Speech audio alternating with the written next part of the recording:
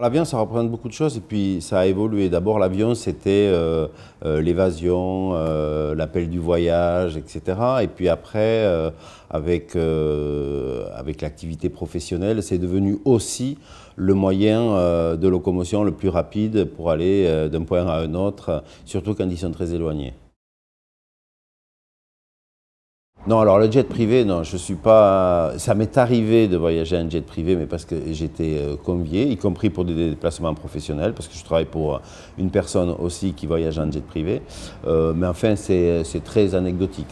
Après, je l'avoue, je voyage en classe affaires, parce que, étant donné que ce sont des voyages professionnels, j'ai pas du tout.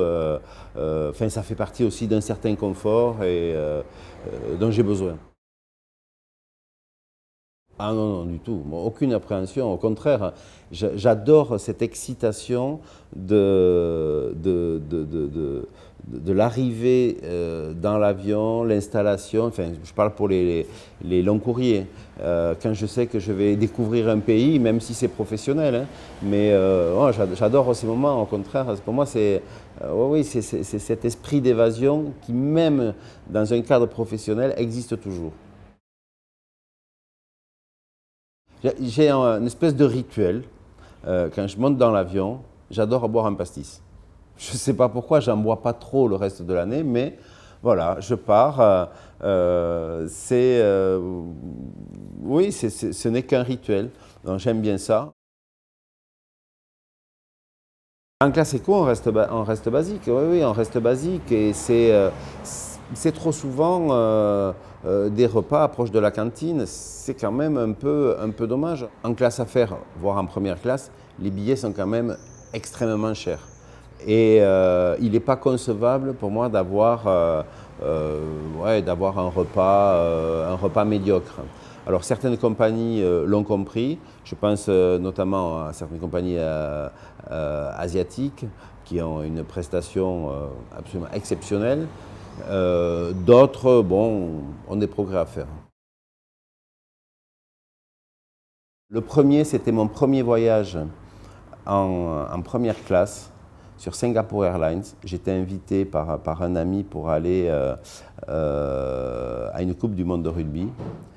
Et c'était magique. Enfin, moi, je découvrais ce confort à bord jusqu'à l'hôtesse qui est venue me border. Et j'étais comme un petit garçon, bon, vraiment une très belle compagnie. Et là, mais le deuxième souvenir, sur un vol retour Los Angeles-Paris, où je demande à l'hôtesse si je peux aller prendre la rangée qui était hublot.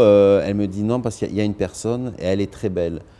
Et là, j'ai vu arriver Eva Mendes et effectivement, j'étais sous le charme et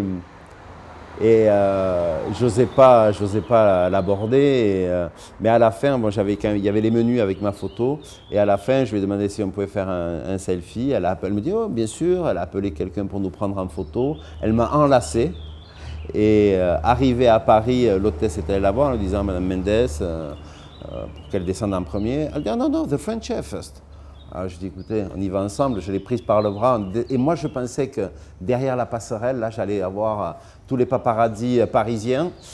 Mais non, en fait, à la passerelle, il y a surtout les gens qui attendent avec les fauteuils roulants pour les personnes à mobilité réduite. Donc c'était loupé.